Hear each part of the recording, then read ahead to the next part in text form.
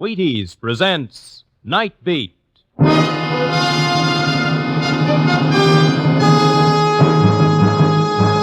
On stage tonight from Hollywood, Night Beat, another in the Wheaties' big parade of exciting half-hour presentations. Night Beat.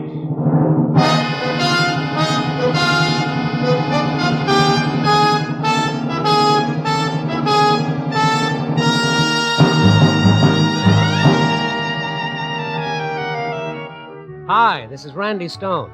I cover the Night Beat for the Chicago Star. Stories start in many ways. That night, my story began with the innocent ringing of my telephone.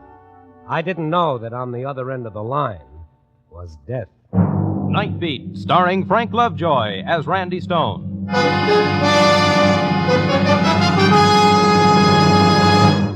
When you get up and stretch and find your way to the kitchen tomorrow, reach for the Wheaties. Lay spoon to whole wheat. Whole wheat can help make a difference all morning long. Start a good breakfast with Wheaties for the roll-up-your-sleeves kind of energy that can make the morning go smoother. There's a whole kernel of wheat in every Wheaties flake. You got it? A whole kernel of wheat in every Wheaties flake. That's why Wheaties can do so much. That's why Wheaties at 7 can really help at 11. Tumble out those golden flakes, pour on the milk, put on the fruit, pick up the spoon, and smile. You're getting nourishment to help send you through the morning on high. You do it. Help yourself to Breakfast of Champions. And see how Wheaties at 7 can help at 11.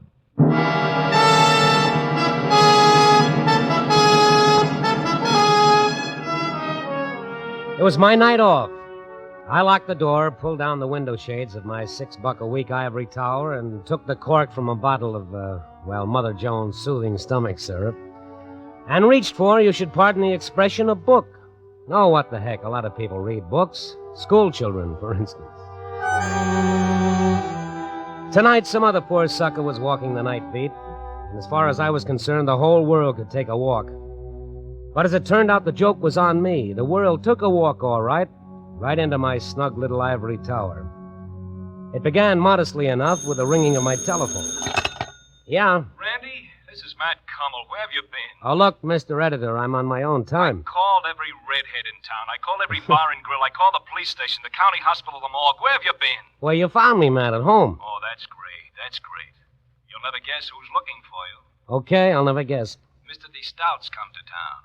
Edward de Stout, our distinguished publisher? That's right. Mm-hmm. He wants to talk to you about that Night Beat stint of yours. What about it? Well, he's got some ideas. Maybe he wants to expand it into a column. He's only going to be in town until tonight, so he wants you to phone him right away. Andover 23820. You got it? Yeah, what are we calling him this season? Father of the Waters, Star of Stars, or just plain Bill? Randy, call him right away. It sounded important. Okay. So long. Good evening, Mr. de Stout. Your humble servant, Mr. de Stout. Now drop dead, Mr. de Stout. Jerry's All-Night Garage. Garage, is this, Andover 23820? No, this is 30829. You must have dialed wrong. Yeah, okay, I'm sorry. 2, 3, 8, 2, 0. Busy. Well, I'd have to try again in a couple of seconds, so I didn't even bother putting the receiver back on the hook. And from that little thing, it all began. I started thinking, isn't it funny how by just missing one number on the dial, instead of getting a millionaire publisher with ulcers, I got Jerry's All-Night Garage? What would have happened if I dialed 7 instead of 9? Then who would have answered the phone? It was a strange thought. Through this little dial, the whole city was at my fingertips. I remembered reading somewhere that there were 6 million telephone combinations on one dial. Then on the spur of the moment, I did a dumb thing. I spun the dial 7 times in rapid succession without even looking at the numbers. And the phone started ringing. I had a connection. Where was it ringing? Who had destiny chosen to get my call? Some frowsy little gal crying her eyes out in the back bedroom? A dozing night watchman in an office closed for the night? Was my call interrupting a family brawl in some dark flat on the north side? Was it breaking up the sleep of some poor guy working a night shift? Well, wherever it was ringing, there was no answer. So I tried dialing the Stout's number again. I thought, what a swell idea for a column. The whole city at your fingertips. Still busy. So, again, just for the fun of it, and without looking at the phone, I dialed 7 times.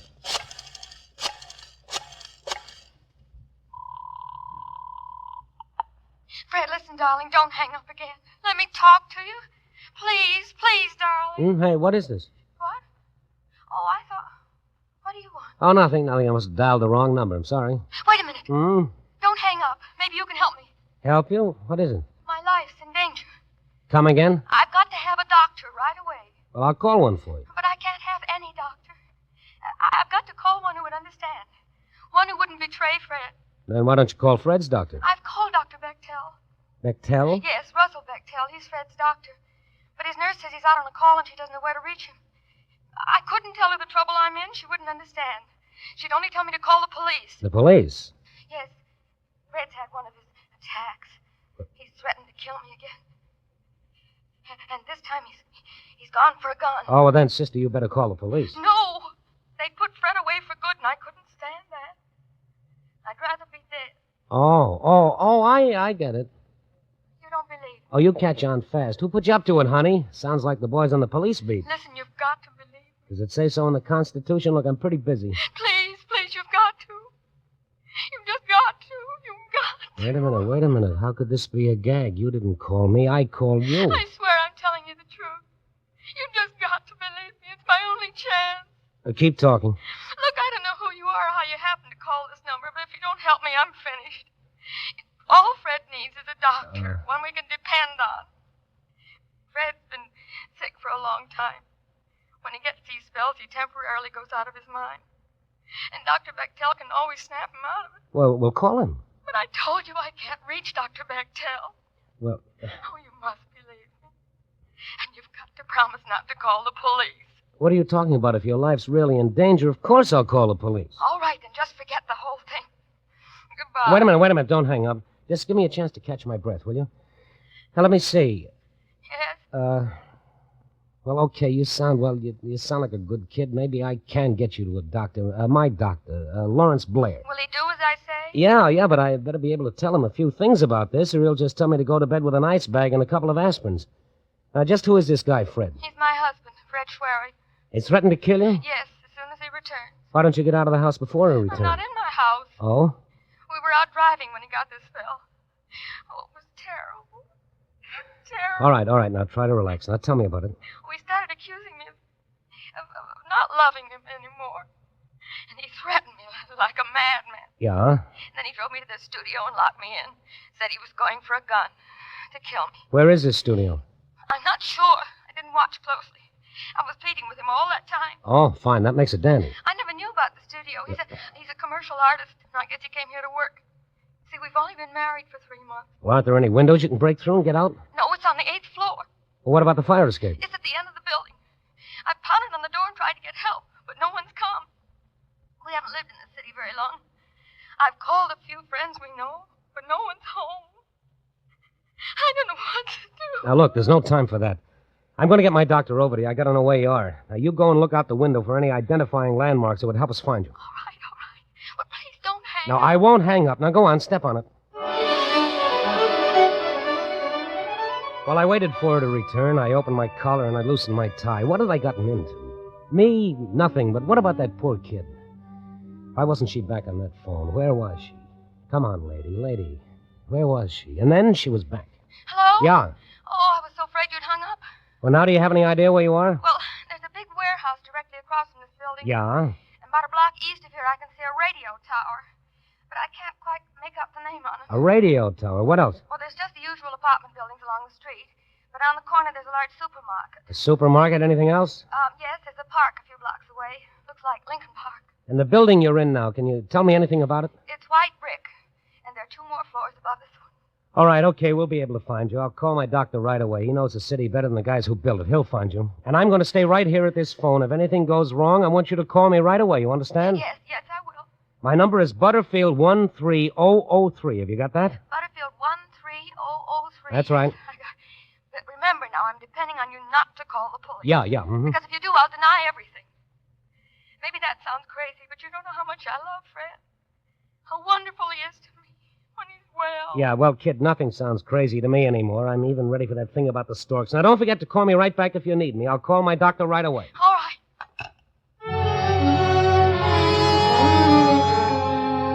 When I hung up the phone, I was ready for a blood transfusion. I tried to light a cigarette, but the match shook so much you'd have thought I was signaling somebody. But then as I reached for the phone book to call my doctor, I started thinking again. I said, oh, Randy, it's too pat to be true. I couldn't help imagining that someplace a room full of practical jokers were doubled up in laughter over the way the girl had taken me in. But how could that be when I called her? Well, just the same, I'd better check. She said her doctor was Russell Bechtel. Before I called my doc, I'd call this fellow Bechtel just to make sure. I found his number in the book.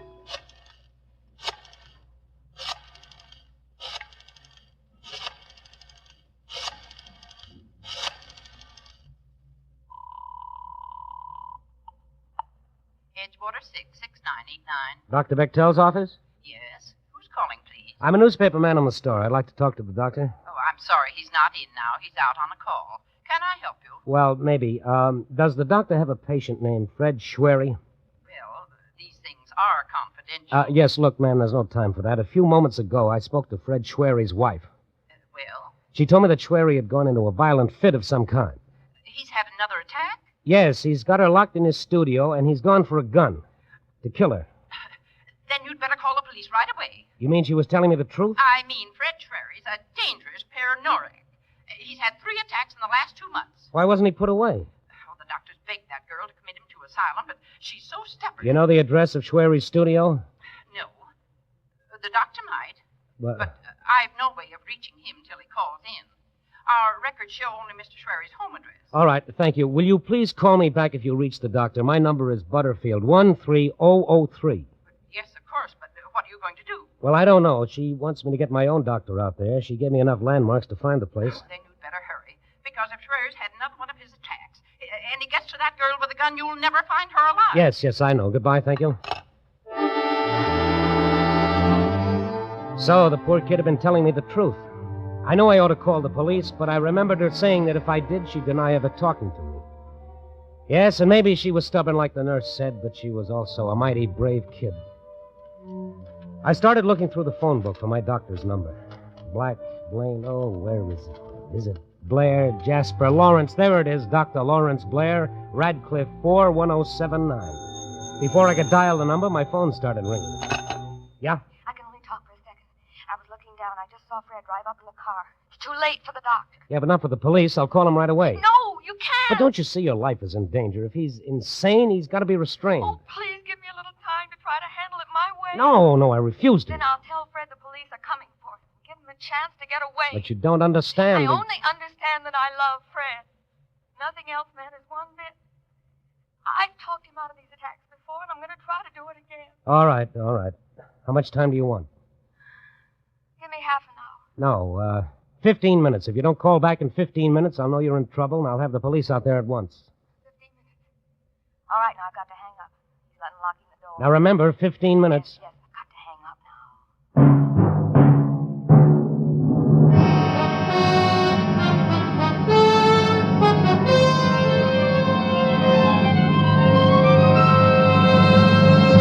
General Mills is bringing you Night Beat, starring Frank Lovejoy as Randy Stone. Salesmen can sell better, farmers can farm better, housewives can housewife better on a better breakfast. Sure. And sure as you start with Wheaties, you're going to have a good start to a better breakfast. Yup, whatever you do, whatever your job, do it better, smoother, easier with Wheaties to help. Because there's a whole kernel of wheat for every Wheaties flake. And what a difference that can make. Whole wheat protein for vigor and stamina. Whole wheat vitamins and minerals for vitality. Naturally, it makes a difference. Naturally, you should feel a bright and pleasing difference in your morning with whole wheat Wheaties tucked inside. Have some and see. They're good to get up to, these golden flakes. Crisp, you know, not sweet. Fill those breakfast bowls with Wheaties, pour on the milk, put on the fruit, and eat happy. Yes, eat happy and work happy. It's likely to be a brighter morning when you've had your Wheaties. Thousands of people think so, too. Get up and go, folks, people with things to do and places to go. They're getting Breakfast of Champions in the morning. Are you? Get yours. Starting tomorrow, see how Wheaties at 7 can help at 11. Wheaties, Breakfast of Champions. And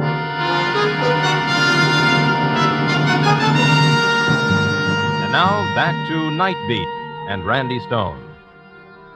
This time I'd hit the jackpot in spades. I was just doodling on the phone, spinning the dial without even watching it, when I got a girl waiting to be killed by her crazed husband. I promised to wait 15 minutes to give her a chance to snap the guy out of it, and if I didn't hear from her at the end of that time, I was to call the police. I wasn't sure my watch was right, so I dialed for the correct time. At the tone, the time will be 6:05. My watch was a couple of minutes slow. I reset it exactly. 6:05. Okay, if I didn't hear from her by 6:20, I'd call the police. Her husband was with her now. I could close my eyes and see that madman threatening her life in that studio. I felt my stomach cramp up like a troop of Boy Scouts were practicing their nuts. Why had I promised to wait? Maybe this was her. I felt tiny chills race up and down my fingers as I reached for the phone. Yeah? I want to speak to Margie. Huh? Tell her it's Hal. Go on, call her the phone, you hear me? Look, pal, you've got the wrong number. So long. Wait a minute, just wait a minute. Look, will you hang up? Don't give me none of your lipness. You just call Margie to the phone. I'm expecting an important call. Hang up. Yeah, well, let me tell... Dope. Oh, what time was it? 6:07. I took the watch off my wrist and set it on the telephone table under the lamp so I could see it easily. I watched the tiny hands circling so slow. 6:08. What was happening in that studio? This might be her. Yeah? This is a nationwide radio survey. What's that? Are you listening to your radio? Will you please hang up? I'm expecting an important call. Oh, I'm sorry to have bothered you, sir. Thank you. What if she'd call when someone else was on the phone? I had to keep the line clear.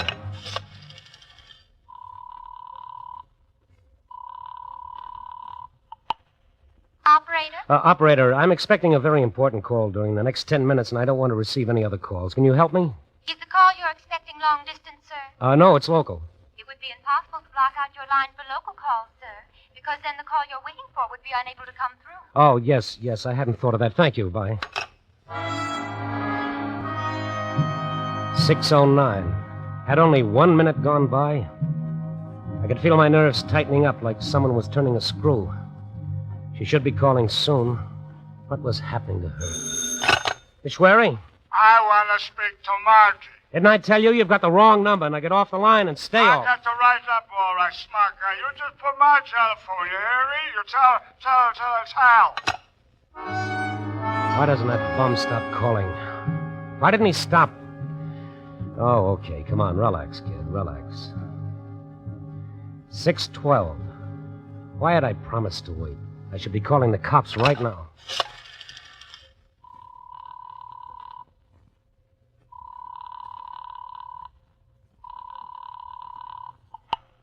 Operator? What do I dial for the police department? You dialed 211, sir.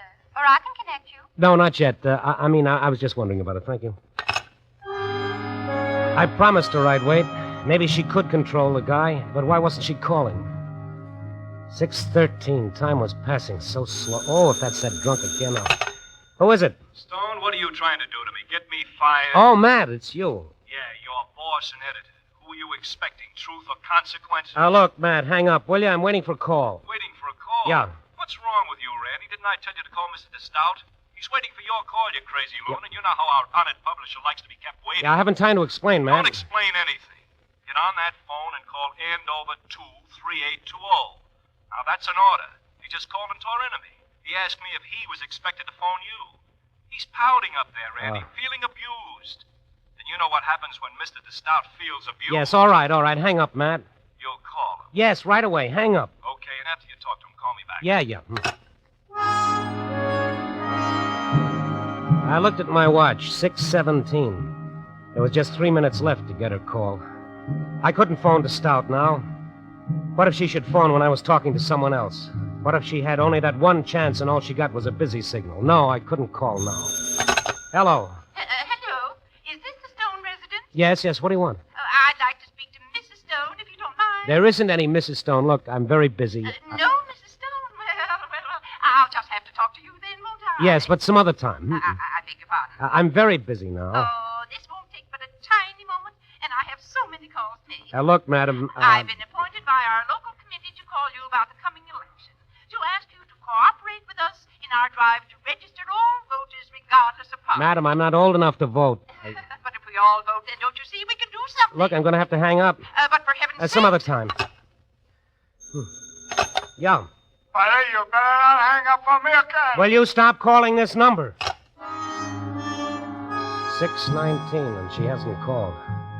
I'm going to wait for one more minute to pass, and then I'm going to call the police. Hello. Randy Stone? Yes? I asked Matt Cummel to have you call me, Mr. Stone, but apparently you were unable to. This is Edward DeStout speaking. Oh, the big boss. Oh, no. What's that? Yes, Mr. DeStout. I was going to call you as soon as I had the time. As soon as you have the time. Well, I must say, that's not exactly flattering, Stone. I'd rather imagine Mr. DeStout, I'm expecting a very important phone call, there are and people who think that a call from me is also rather important. Can I call you in 5 minutes? And what am I supposed to do? Just sit here waiting for your call like a lackey?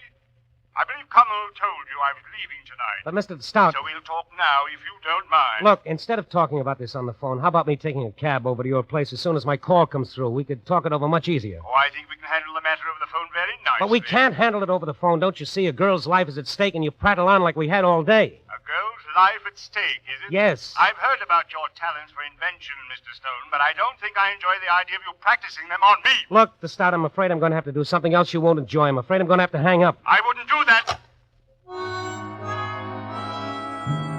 What time is it now? 6:21. It couldn't be. I couldn't have talked to him that long. Oh, hurry. At the tone, the time will be 6:21 and 1/2. 6:21 and 1/2. Well, I've kept my part of the bargain.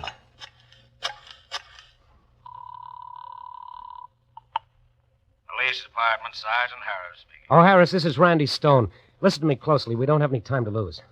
What's up, kid? You better send out an all-points alarm on this. It's got to be fast. Hey, slow down. I can't understand you. Look, a while ago I spoke to a girl on the phone. She told me her life was in danger. She was locked in a studio and her husband was coming there to kill her. Easy. I gotta write this down. You got to move fast, and we're not going to make it. Go on. This husband of hers, he's insane. He became violent. How long ago did you talk to this dame? 15 minutes ago. Why don't you call us right away? I'll tell you all about it later. We got to get to her. What's the address of this studio? I don't know her address. It's the first time I ever spoke to her. Stone, you've been drinking. No, I'm telling you the truth. So how are we supposed to find her? Well, she gave me a landmark she saw from her window. She gave me enough so you guys can get right to her. All right. What are they? All right, now let me see. She said her window looks right out on the blank walls of a warehouse. Whose warehouse? Well, she didn't say. Oh, that's a big help. Next. Well, she could see the tower of a radio station about a block away. Could she make out the call letters of the station? No. That's no good. What else? What do you mean, no good? How many stations you got on your radio, Stone? What else? Well, there's a supermarket down the street, a big supermarket. Supermarkets are all over the place. Yeah, but this one's near Lincoln Park. What does that mean? The whole north side's near Lincoln Park. What else? Nothing else. You add all those things up, it's got to lead you somewhere. Yeah, we could find her all right in 3 or 4 hours. But that's no good. In fact, she hasn't called back, means she's in trouble. If you don't get there right away, it'll be too late. Hey, wait. What? Why, we're a couple of dubs. What do you mean? She called you, would you call her? I called her. Okay, we're in business. Huh? We'll have a squad car out to that studio in 3 minutes. I don't get it. You call her, don't you see? Huh? All you got to do is give us her phone number, and through the phone company, we can trace down her address in 30 seconds. What number did you call? What number did I call? Come on, Stone, come on. We've got to move. But I don't know what number I called. I didn't even look at the dial. Come on, Stone, speak up. What number did you call? I don't know what number I called. You don't know? Don't you understand? I don't know. I'll never know. What? I was doodling with the phone, and she answered. Oh, well, I guess we'll just have to try to find her with the information you gave us. It's going to take a long time, but there's nothing else we can do, huh, Stone? Well, it's 6 million combinations on a dial. No, there's nothing else we can do.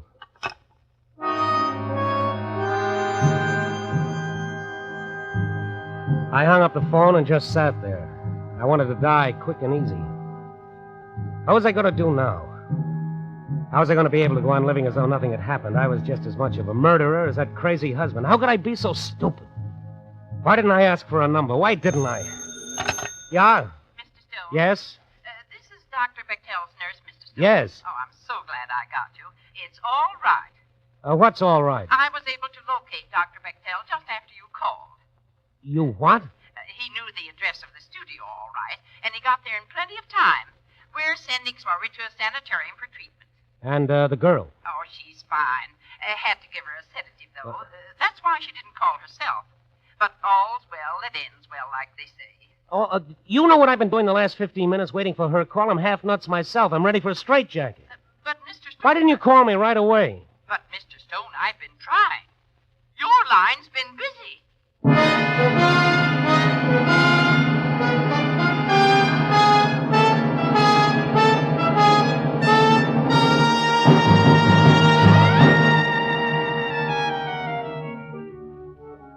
Yep, that's what's called learning a lesson the hard way. The lesson being that ivory towers went the way of hoop skirts and 60-cent steaks. Nope, there's no escaping from the world. We're all tied together, for better or worse, whether we like it or not.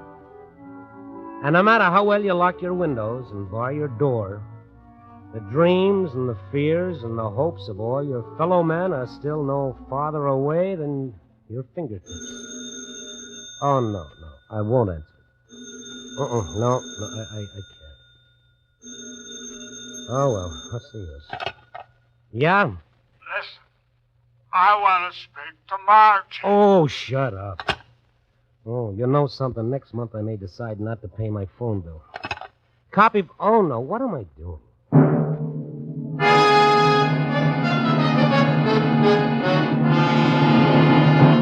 You're listening to Night Beat on the Wheaties Big Parade. Oh, Frank Lovejoy. Yeah. How do you like that slogan we've got for Wheaties? Oh, you mean that one about 7 and 11? Yeah, you know. See how Wheaties at 7 can help at 11. Well, I think it's swell. How'd you happen to think of it?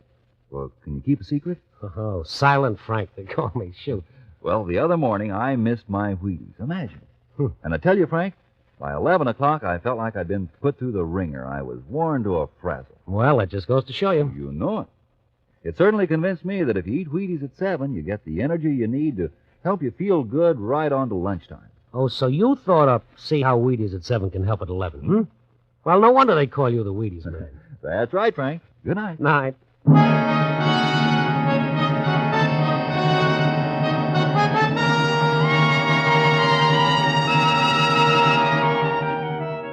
Night Beat, starring Frank Lovejoy, is produced and directed by Warren Lewis and written by Larry Marcus with music by Frank Worth. The part of the girl was played by Lorene Tuttle. Others in tonight's cast were Catherine Card, Barbara Dupar, Bill Lally, Peter Leeds, and Jane Avello. Frank Lovejoy will next be seen in Milton Sperling's production Three Secrets, released by Warner Brothers.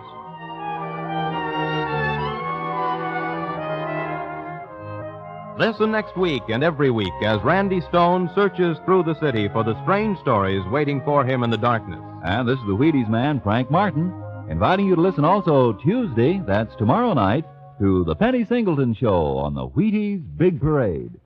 See you then.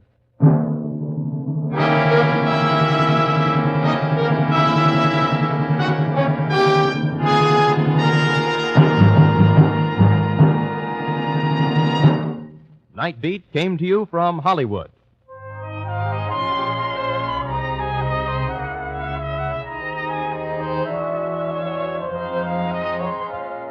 Now you can hear the first piano quartet on NBC.